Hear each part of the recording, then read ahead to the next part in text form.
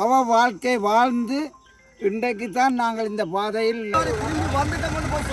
ஒரு காலத்தில் இந்த பகுதியில் தான் அதிகளவான வசதிகள் இடம்பெற்றது. காங்கேசந்திலிருந்து மயிலட்டி பலாலி ஊடாக திண்ணவேலி யாழ்ப்பாணம் போகும். வீட்டில் 10 சேர்ந்து அறிவினோம்.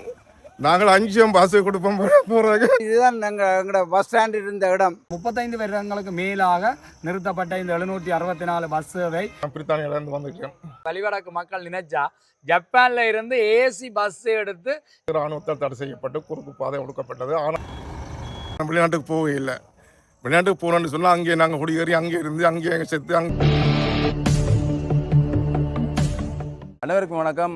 இன்றைய தினம் நாங்கள் நிற்கக்கூடியது வந்து இப்போ நிற்கிறது வந்து கேகேஸில் காங்கேசந்துறையில் நிற்கிறோம். பின்னால் நீங்கள் பார்க்கலாம் பஸ்ஸுகள் எல்லாமே வரிசையாக நிற்கின்றது. என்னதுக்காகன்னு பார்த்தீங்கன்னா, இப்போ அண்மையில் விடுவிக்கப்பட்ட அந்த வீதி தெரியும் உங்களுக்கு. பலாலியில் வந்து வசாவலாலேருந்து பலாலி சந்தியில் வரக்கூடிய அந்த வீதி வந்து விடுவிக்கப்பட்டவர்கள் அந்த வீதியூடாக போகிறதுக்குரிய போக்குவரத்து சேவை வந்து இன்றைய தினம் இங்கே இருந்து அந்த ஊர் மக்களாலும் புலம்பெயர் தேசத்தில் இருக்கக்கூடிய மக்களாலும் இணைந்து பார்த்தீங்கன்னா அனுசரணையோட இன்றைய தினம் ஆரம்பித்து வைக்கிறோம். நிமிடத்திற்கு, அதாவது 10 நிமிடத்துக்கு ஒரு பஸ், 15 நிமிடத்துக்கு ஒரு பஸ் என அந்த பஸ் பிரயாணம் வந்து இந்த இடத்தால் இடம்பெற்று கொண்டு இருக்கக்கூடிய ஒரு காலத்தில் இந்த பகுதியில் தான் அதிகளவான பஸ் சேவைகள் இடம்பெற்றதுன்னு சொல்லப்படுகின்றது. அதால் இந்த மக்களுடைய முயற்சியால் இன்றைய தினம் இந்த சேவைகள் இங்கே ஆரம்பிக்குது. அவை தொடர்பாக இந்த காணொலியூடாக விளக்கமாக பார்க்கலாம். இப்போ நாங்கள் நிற்கக்கூடியது வசாவுலான் சந்தி. இந்த சந்தியில் இருந்து அங்கே பலாலி டீ சந்தைக்கு போகிறதுக்குரிய பாதை 6 மணிக்கு தான் இதில் திறப்பார்கள். அது திறந்த பின்னு தான் அந்த வீதியினூடாக பயணிக்க முடியும். இந்த இடத்துல இருந்து தான் இன்றைய தினம் இந்த பஸ் சேவை வந்து ஆரம்பிக்க போகின்றது. தொடர்ந்து வந்து இந்த சேவை இடம்பெறும். அவை தொடர்பான விளக்கங்களை வந்து நாங்கள் கேட்டு அறிந்து கொள்ளலாம். இராணுவ தடுப்பு இந்த இடத்துல நீங்கள் பார்க்கக்கூடிய மாதிரி இருக்கும். 6 மணிக்கு பிறகு இதால் நாங்கள் போகலாது. அதே மாதிரி 5 மணி மாலை 5 மணிக்கு பிறகு இந்த இடத்தால் போகலாது. அப்படியான கட்டுப்பாடுகளோடு இந்த வீதி திறக்கப்பட்டிருக்கின்றது என்பதும் பலரும் அறிந்திருக்கக்கூடிய விடயம்தான். வணக்கம். இன்றைய தினம்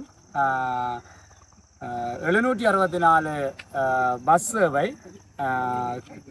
யாழ்ப்பாணத்திலிருந்து பலாலி மயிலட்டி ஊடாக காங்கேசந்துறையும், காங்கேசந்துறையிலிருந்து மயிலட்டி பலாலி ஊடாக அந்தனிபுரமும் போய் பலாலி சந்தி வந்து தன்னுடைய சேவையை 35 வருடங்களுக்கு மேல் நிறுத்தப்பட்டிருந்த இந்த பஸ் சேவை இன்றைய தினம் இந்த தனியார் போக்குவரத்து பஸ் சேவை நாங்கள் இது முதலே ஒழுங்கு பண்ணியிருந்தாங்க. ஆனால் 700 கேகேஎஸ் ரோட் 769 பஸ் ரூட் தான் இதுவரைக்கும் அஞ்சனிபுரம் வரைக்கும் மயிலட்டிய இந்த பகுதியோட ஓடிக்கொண்டிருந்தவர்கள். அவர்கள் அதை விட்டு கொடுப்பதற்கு சிறிய தயக்கம் காட்டியதனால் முந்த நாள் ஆளுநருடைய அலுவலகத்தில் அந்த பிரச்சனைகள் கதைக்கப்பட்டு 764 இந்த பாதை ஊடாகவே செல்ல வேண்டும், அதற்குரிய அனுமதிகள் ஊடக அறிக்கை மூலம் வழங்கப்பட்டிருந்தது.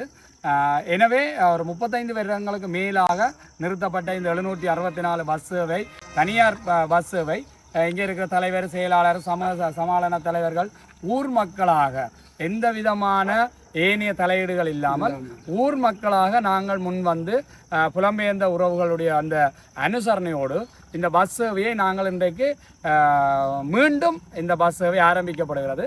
ஏன் நாங்கள் இந்த தனியார் போக்குவரத்து பஸ் சேவையை நாங்கள் மீண்டும் அந்த சேவை ஓட வேண்டும் என்ற தேவை ஏற்பட்டதென்றால், உண்மையில் பலாலி மயிலட்டியில இருந்து தங்களுடைய விவசாய பொருட்கள், ஏனைய கடல் சார்ந்த உணவுப் பொருட்களை இந்த பாதையினூடாக மக்கள் எடுத்து சென்று சந்தைகளிலே வியாபாரம் செய்கின்ற எங்களுடைய உணர்வுகளோடு உறவுகளோடு கலந்த இந்த பிரயாண சேவை. நான் நினைக்கிறேன் இந்த பஸ்கள் எல்லாம் கரியல் இருக்கும். பலாலி, மயிலட்டி, வசாவலான் போன்ற பகுதிகளிலிருந்து மக்கள் தக்காளி பழம், வெங்காயம் போன்ற மரவள்ளி கிழங்கு போன்ற பொருட்களை கடகங்களில் வைத்து அம்மாமார் திண்ணவேலி சந்தைக்கு சென்று அந்த திண்ணவேலி சந்தையில் அவர்களுக்கு வியாபாரம் செய்யறதுக்கு இடம் இருக்கும். இவர்கள் இந்த இருக்கிற பஸ் சாரதிகள், நடத்துனர்கள் எல்லாம் அவர்களுடைய பேரை சொல்லி தங்கமணி அக்கா, ராசமணி அக்காண்டு பாட்டு படித்து வந்து இந்த படலைகளில் நிப்பாட்டி அந்த மிக அன்பாக அந்த கடகங்களை தூக்கி மேலே வைத்து தக்காளி பழங்கள், பைத்தங்காய், மரவள்ளி கிழங்கு போன்ற மரக்கறிகளை கொண்டு சென்று மிக சந்தோஷமாக ஆடி பாடி பிரயாணம் செய்து அந்த உணர்வை நாங்கள் மீண்டும் தேடுகிறோம். ஆனால் இன்றைக்கு நிறைய பேர் இறந்து விட்டார்கள்.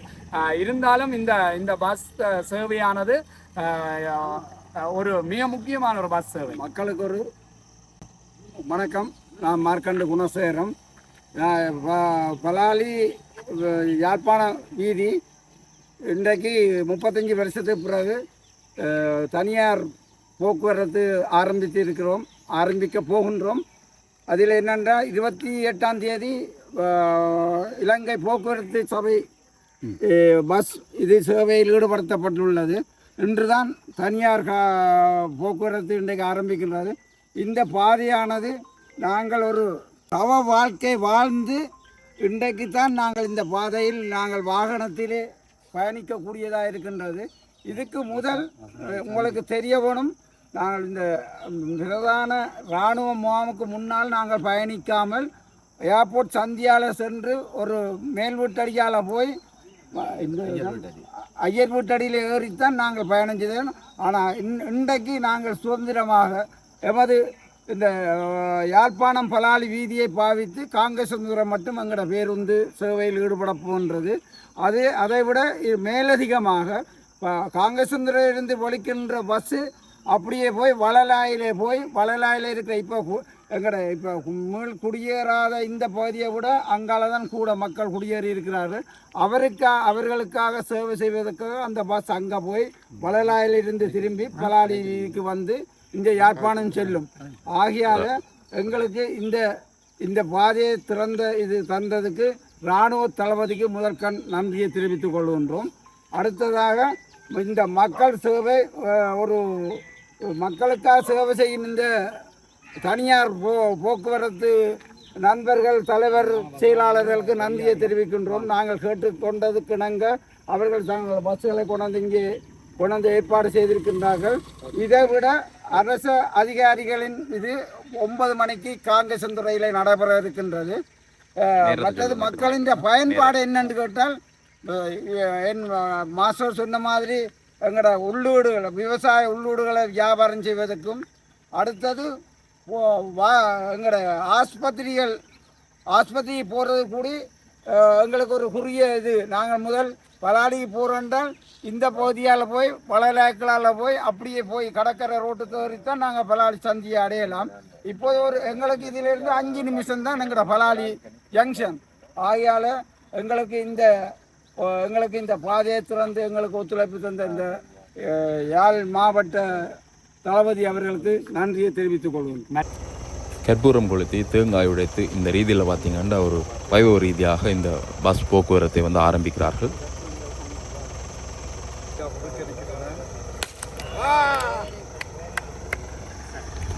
சாவலான சந்தியிலிருந்து பலாலி டீ சந்தியை நோக்கி இந்த பஸ் பயணங்கள் தற்பொழுது ஆரம்பிக்கப்பட்டிருக்கின்றன. தொடர்ச்சியாக இந்த இடத்துல இந்த நிறைய பஸ்கள் வரிசையாக செல்கிற காட்சியை வந்து பார்க்கலாம்.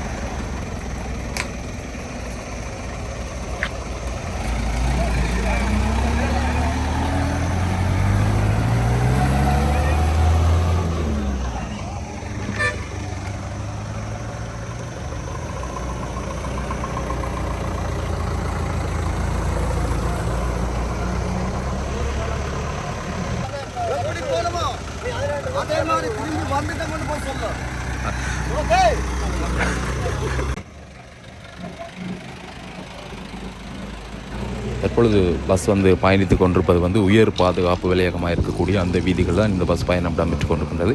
இதற்குள்ளே காணொலி எடுப்பதற்கும் தடை என்பது குறிப்பிடத்தக்க ஒரு விடயம். 764 என்ற இலக்கத்தையுடைய வசாவுலான் யாழ்ப்பாணம் என்று பதிவிடப்பட்டிருக்கக்கூடிய இந்த பஸ் சேவை தான் பார்த்திங்கன்னா இன்றைக்கு தினம் இங்கே ஆரம்பிக்கப்பட்டிருக்குது.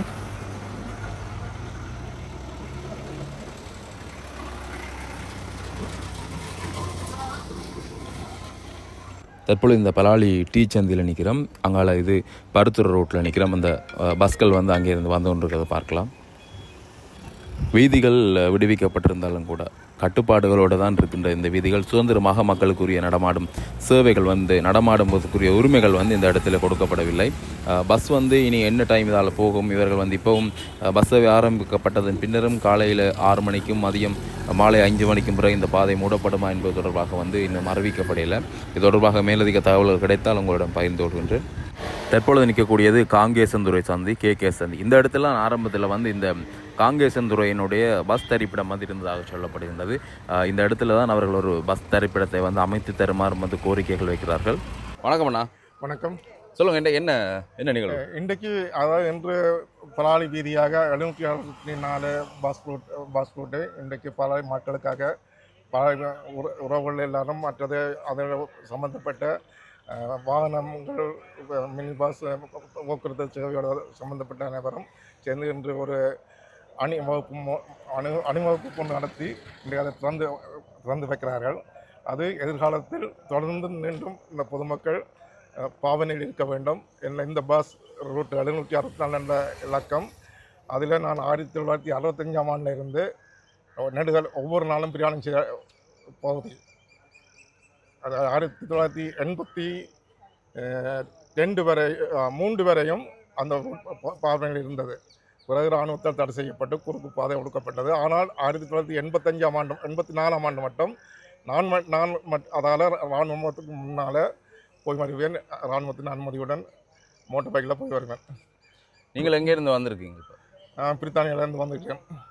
இப்போ இந்த சேவையில் வந்து உங்களோட பங்கு ஒன்று இருக்குது. நீங்களும் வந்து இதுக்கு ஒரு அனுசரணை வழங்குறீங்கன்னு சொல்லியிருக்காங்க. எப்படியான அனுசரணை இருக்குது கூட? என்னால் என்ன தேவையோ அவைக்கு அந்த உதவிகளை நான் வழங்க முடியும். என்னால் குறிப்பிட்டு சொல்ல முடியாது. எனக்கு பொதுமக்களுக்கு என்ன தேவையோ அந்த உதவிகளை என்னால் வழங்க முடியும். ஆனால் தனிப்பட்ட என்ன அரசு என்னால் சொல்ல முடியாது.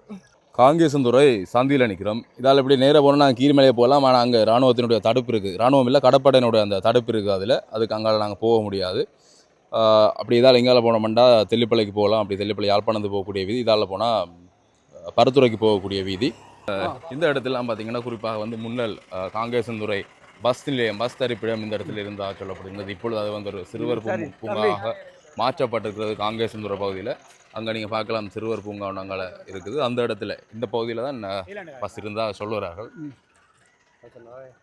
சொல்லுங்கண்ணா, எங்கே பஸ் ஸ்டாண்டை காணல? வணக்கம். இப்போ நாங்கள் இப்போது நிற்கிற இடம் காங்கேசந்துறை சந்தி.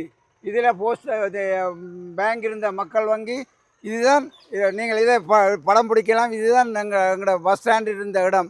இந்த இடத்தை தான் நாங்கள் இப்போ அரசு அதிபர்கள் மேலே கேட்டுக்கொண்டிருக்கிறோம். எங்களோட பழைய பஸ் ஸ்டாண்டு எங்களுக்கு தன்னை திருத்தி எங்களுக்கு கட்டி தர சொல்லி. இது இப்போ எல்லாம் சும்மா ஆனால் பாவனைக்கு நாங்கள் மாற்றலாம். என்னென்னா இந்த மரங்கள் எல்லாம் அப்போ இல்லை, ஒரே இதாகத்தான் இருந்தது.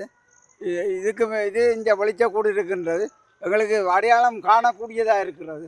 எங்களுக்கு என்னென்னு கேட்டால் யாழ்ப்பாண ரோட், மற்றது இந்தியாவில் காங்கேசந்துறை பலாலி ரோட்டு, இந்தியாவில் காங்கேசந்துறை யாழ்ப்பாண ரோட்டு எல்லா பஸ்களும் இதில் வந்து தான் சிடிபி முதற்கொண்டு இதில் வந்து திரும்பி கொண்டிருக்கும். சில ஊழலில் சிடிபி கீரிமலைக்கும் இது ஆள போனால் கீரிமலை ஒரு 3 கிலோமீட்டர் வரும். ஆனால் இப்போ 2 பக்கத்தாலேயும் விடுவிச்சு ஒரு 1/2 கிலோமீட்டர்லாம் அந்த பாதை பிளாக் பண்ணப்பட்டு இருக்கிறது. நாங்கள் தயவாக கேட்டுக்கொள்கிறோம் என்னென்னு கேட்டால் எங்களோட பஸ்ஸுகளை ஒழுங்காக இங்கே வந்து தரித்து நின்று போகிறதுக்கான ஒரு ஒழுங்கை செய்து தரும்படி அரசு அதிகாரிகளை நாங்கள் கேட்டுக்கொள்கின்றோம். யாழ்ப்பாணத்தில் நான் நினைக்கிறேன் யாழ்ப்பாணம் பஸ் ஸ்டாண்டை விட அதிகளமான பஸ்ஸுகள் இருந்து தன்னுடைய சேவையை செய்கின்ற ஒரு பெரிய பஸ் ஸ்டாண்ட் இருந்த இடம் இந்த காங்கேசந்துறை பஸ் தரிப்பு நிலையம். இது இந்த பகுதியில் தான் இருந்தது. இப்போ தேக்க மரங்கள் அதில் வைக்கப்பட்டிருக்குது. இந்த 764 769 பஸ் வந்து தனியார் அரச பேருந்துகள் இந்த இடத்துல இருந்து நாட்டின் பல பாகங்களுக்கும் பஸ் சேவையை வழங்குகிறது. அரச பேருந்து இந்த காங்கேசந்துறையிலிருந்து கொழும்பு, கதிர்காமம் இப்படி பல மாவட்டங்களுக்கான பஸ் சேவையை வழங்குகின்ற ஒரு நகர சபை இந்த காங்கேசந்துறை. இன்றைக்கு சீரழிந்து கவனிப்பாரற்று ஒரு ஊரண்டு கூட சொல்ல இயலாத அளவுக்கு இந்த ஒரு நகர சபையாக இருந்த ஒரு பெரிய தொகுதி காங்கேசந்துறை தேர்தல் தொகுதி என்று சொல்கிறது.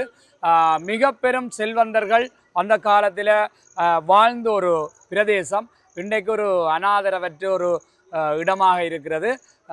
35 வருடங்களுக்கு பிறகு 764 பஸ் சேவை இன்றைய தினம் இங்கே இருந்து 20க்கும் மேற்பட்ட பஸ் 10 நிமிடங்களுக்கு ஒரு பஸ்ஸாக தன்னுடைய சேவையை இந்த காங்கேசந்துறையிலிருந்து மயிலட்டி பலாலி ஊடாக 764 திண்ணவேலி யாழ்ப்பாணம் போகின்ற பஸ் சேவை ஆரம்பிக்கப்படுகிறது.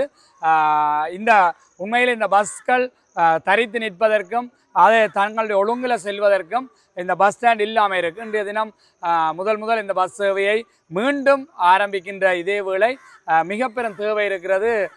இந்த நடத்துனர்கள், சாரதிகள் இந்த பஸ்களை இதில் இருந்து எடுத்து செல்வதற்கு, தரித்து நிற்பதற்கு, மக்கள் வந்து இதில் ஏறி செல்வதற்கு இது ஒரு பஸ் ஸ்டாண்ட் தேவையாக இருக்குது. உண்மையில் இந்த பஸ் சேவை ஆரம்பிக்கப்பட்டதற்கு பிறகு நிச்சயமாக இங்கு மக்கள் வருகை தருகின்ற இந்த ஒரு எந்த நேரமும் மக்கள் பிரயாணம் செய்யக்கூடிய இடமாக இந்த இடம் மீண்டும் சனப்புழக்கம் உள்ளதாக வரும். இது காங்கேசந்திரம் உங்களுக்கு தெரியும், கேகேஸ் பீச் என்று சொல்கிறது, தல்சவன கொட்டல் இருக்கிறது. இதே போல் பலாலி மிக அழகான கடற்கரைகளை கொண்டது. எல்லாவற்றுக்கும் மேலால் மக்கள் தங்களுடைய உணவு தேவைக்காக இந்த மயிலிட்டி காங்கேசந்துறையில் வந்து இப்போ இந்த வருகின்ற காற்றுக்கு அதிகளவான விளைமீன் இந்த மயிலிட்டி மீன்பிடி துறையிலே அதிகளவான மீன்கள் பிடிக்கப்படுகின்ற ஒரு துறைமுகம். மக்கள் மிக மலிவான விலையில் இந்த பஸ்ஸில் வந்து தங்களுக்கு உணவு தேவைக்கான மீன்களை பெற்றுக்கொள்ளக்கூடியதாக இருக்கும். ஒரு காலத்தில் சுறா மீன் இந்த மயிலிட்டி துறையில் அதிகளவான சுறா மீன்களை அவர்கள் பிடிக்கின்ற ஒரு காலம் இருக்கும். ஆகவே மிக பிரதானமாக தங்களுடைய நஞ்சற்ற இந்த கடல் உணவுகளை பெறுவதற்கெல்லாம் இந்த போக்குவரத்து மிக பிரதானமான ஒரு போக்குவரத்து. அதே போல் இன்றைக்கு பார்த்தா தெரியும், சன்னதி கோயிலுக்கு இன்றைய வெள்ளிக்கிழமை நிறைய பேர் வேட்டி கட்டி ஆட்டோவில் வாகனத்தில் அந்த வசாவளான் சந்தியிலேருந்து பலாலி டீ சந்திக்கு வந்து தொண்டமனார் செல்வச்சன்னதிக்கு செல்லுகிறார். பார்க்குற போது சந்தோஷமாக இருக்கிறது. அதே போல் இனி அனைவருமே இந்த காங்கேசந்துறைக்கு வரலாம். இந்த பஸ் சேவை ஆரம்பிக்கப்பட்ட எங்களுடைய நோக்கம் இந்த பஸ் சேவை தொடர்ந்து நடைபெற வேண்டும். இந்த சாரதிகள் இந்த பஸ் எங்களுக்கு ஒரு பஸ் நிலையம் மீண்டும் இதை கட்டித்தர வேண்டும் என்ற கேட்டுக்கொள்ளுகிறோம். ஆனால் நீங்கள் முதல்ல இந்த எல்லாம் பிரயாணம் செஞ்சுருப்பீங்க. எப்படி இருக்கும் அனுபவம்? இந்த ரோசா பஸ்ன்னு சொல்லுவாங்க, முதல்ல இருக்கிற பஸ் ஜேர்னி பஸ் ரோசா பஸ் எப்படி இருக்கும் அனுபவங்கள்? அது நான் முதல் 65ஆம் ஆண்டுலேருந்து சிடிபி பஸ்ஸில் பிரயாணம் செய்திருக்கிறேன். பிறகு இந்த தனியார் மினி பஸ்ஸில் பிரயாணம் செய்திருக்கிறேன்.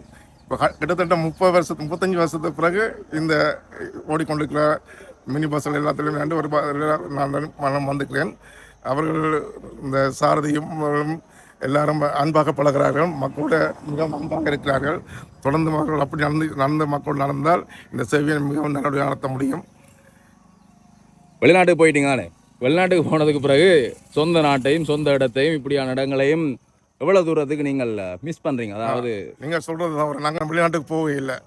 வெளிநாட்டுக்கு போகணுன்னு சொன்னால் அங்கேயே நாங்கள் குடியேறி அங்கேயே இருந்து அங்கேயே எங்கள் செத்து அங்கேயே மண்ணாக போயிட்டு இருப்போம். ஆனால் நாங்கள் அடிக்கடி 98ஆம் ஆண்டிலிருந்து நான் இந்த நாட்டுக்கு வந்து போய் கொண்டிருக்கிறோம். சில சேவைகளும் செய்து கொண்டிருக்கிறோம். அந்த அடிப்படையில் இந்த மண்ணிலேயே நாங்கள் எங்களோட வாழ்க்கையை முடிக்க வேண்டும் என்று விரும்புகிறார்கள். நானும் ஒருவன். நீங்கள் ஒரு ஆள் இங்கே வரணும், இங்கே இருக்கணும், இங்கே வாழணும்னு நினைக்கிறார்கள். நீங்கள் ஒரு ஆள். ஆனால் நிச்சயமாக வருவேன். இன்னும் ஒரு வருஷமோ அதுக்குள்ள வந்து இது இருக்கணும். அது நிச்சயம். இங்கே வந்துருந்துருவீங்க. அது இங்கே உள்ள மக்களுக்கு எங்களை பொறுத்தவரையில், இப்போ என்னை பொறுத்தவரையில் நாங்கள் உழைச்சி சம்பாதிச்சு ஏதோ போக்க நாங்கள் கொண்டு போக போகிறது இல்லை. வைக்க வேதாண்டும் யாரும் அனுபவிக்க போதும். இதுக்கு உதாரணமாக என்னோட தாய் தந்தையர் இங்கே இருந்தவர்கள் 90ஆம் ஆண்டு இடம் பெயர்ந்தார்கள். அவருடைய காணிகள் வீடுகள் எல்லாத்தையும் விட்டுட்டு போனார்கள். காணிகள் எல்லாம் காசு கொடுத்து உழைச்சி வேண்டினார்கள். பிறகு என்ன செய்தார்கள்? போக்கு அவையும் கொண்டு போய் அவையும் அனுபவிக்க இல்லை, நாங்களும் அனுபவிக்க இல்லை. ஆனால் அதே ரீதியில் பார்த்தால் நாங்கள் உழைக்கிறது நாங்கள் இதுக்காக சந்தோஷமாக இருக்க வேணும். கொண்டு உழைச்சி சேமித்து வச்சு பேங்கில் வச்சுட்டு போகிற பிரயோசனம் இல்லை. அதை மற்றவனும் சந்தோஷமாக இருக்க பகிர வேண்டுமே.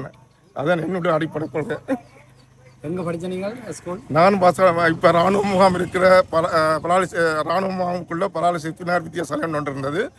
அதில் நான் நினைக்கிறேன் 6 வருஷம் படித்து 65ஆம் ஆண்டு மட்டும் படித்தேன். நான் 1965 71ஆம் ஆண்டு மட்டும் இங்கே படித்தானுங்க வசவான் சென்ன காலேஜில்.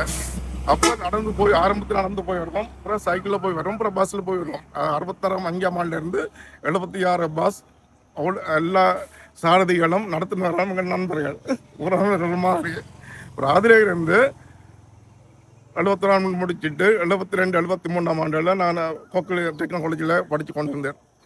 பிறகு அதை முடிச்சுட்டு அப்புறம் யூனியன் காலேஜில் A-level சொல்லி கொண்டிருக்கேன். பஸ் 64 தான் எங்களோட வாழ்வாதாரத்துக்குள்ள முக்கிய காரணம். வீட்டில் 10 சேர்ந்து அறிவினோம். நாங்கள் 5 பஸ்ஸு கொடுப்போம். போகிறதுக்கு 5 எத்தனை வரும், மிச்சத்தோളം பஸ்ஸுக்கு 10 சதம் கொடுக்க மாட்டோம். நடந்தே போவோம். இருக்கிற காசுக்கு முன்னால் உள்ள கடை ஒன்று இருக்குது, அதில் எல்லாம் பின்னுக்கு சுங்குட்டி கடை ஒன்று இருக்கும். அதெல்லாம் டீயோ இது மண்டி சாப்பிடுவோம். 5-10 சதம் நீங்கள் சொல்கிறது எந்த காலம் என்ன? சொல்லுங்க. அது 70ஆம் ஆண்டு மட்டும் எழுபதாம் ஆண்டு. நானும் சொல்கிறேன், பலாலியில இருந்து நாங்கள் மயிலட்டியில் ஒரு மாஸ்டர்கிட்ட இங்கிலீஷ் படிக்க வர்றாங்க. நானும் அக்காவும் 50%, 25% தான் நாங்கள் அந்த பஸ்ஸு கொடுக்குற காசு. அவங்க சில பேர் வேண்ட மாட்டாங்க, சின்ன பிள்ளையிலேருந்து. நாங்கள் போய் ரேசர் பண்ணுறது, அந்த 10% மாதிரி நெளியான அந்த இனிப்பை வேண்டுறது. உண்மையிலே 50% கொடுத்து நான் இந்த பஸ்ஸில் வந்திருக்கிறேன், போயிருக்கிறேன்.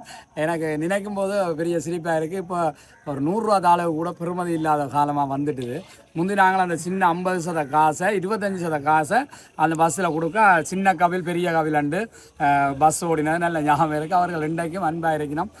திண்ணவேலிக்கிட்ட இருக்கிறார், அவர் அந்த பஸ் சேவையை விட்டுட்டார். இந்த 764 எங்களுடைய ஒரு உணர்வோட ஒட்டி போன ஒரு பஸ் சேவை, இந்த தனியார் போக்குவரத்து பஸ் சேவை.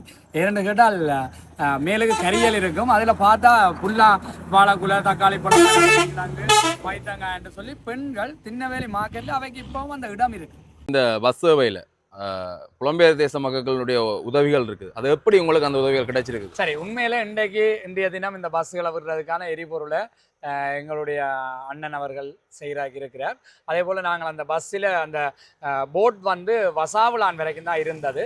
நாங்கள் இப்போ தலைவர் செயலாளரோட கதைச்சிருக்கிறோம். அதை நாங்கள் எங்களுடைய உறவுகளோட கதைச்சு அந்த போட்டை வந்து நாங்கள் வடிவம் அடித்து அந்த பிளாஸ்டிக் மட்டையில் பிரிண்ட் எடுத்து காங்கேசந்துறை பலாலி ஊடாக யாழ்ப்பாணம் பலாலி ஊடாக காங்கேசந்துறை அந்த போட்டு 764 போட்டு அவை அந்த தனியார் போக்குவரத்து கழகத்துக்குரிய அந்த இலட்சணையும் போட்டு நாங்கள் கதைச்சு கொண்டிருக்கிறோம்.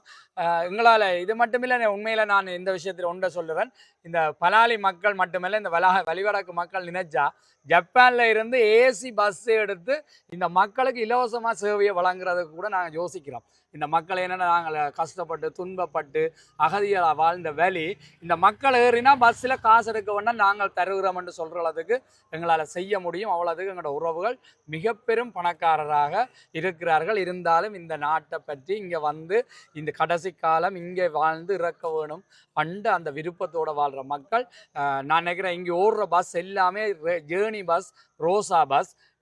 இப்போ இருக்கிற நவீன அந்த ஜப்பான் பஸ்ஸுகளை, சொகுசான பஸ்ஸுகளை இறக்கி ஏசி பஸ்ஸுகளை கூட ஓடக்கூடியது. இந்த மக்களுக்கு பணம் எடுக்காமல் நீங்கள் ஏற்றுங்கன்னு சொன்னாலும் அவங்க ஏற்றலாம். நாங்கள் வேணுமெண்டா மாதம் அதுக்கான காசையும் நாங்கள் எதிர்காலத்தில் கொடுக்கக்கூடிய நல்ல சிந்தனைகள் எங்கள்கிட்ட இருக்குது. நாங்கள் நிச்சயம் இந்த மக்களுக்காக எங்களால் என்ன செய்யலுமோ நான் கட்டாயம் செய்வோம் என்ற அந்த நல்ல செய்தியை சொல்கிறோம். நன்றி. நன்றி அண்ணா, உங்களுக்கு நன்றி.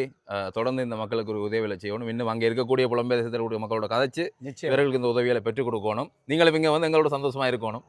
நன்றி அண்ணா. நன்றி.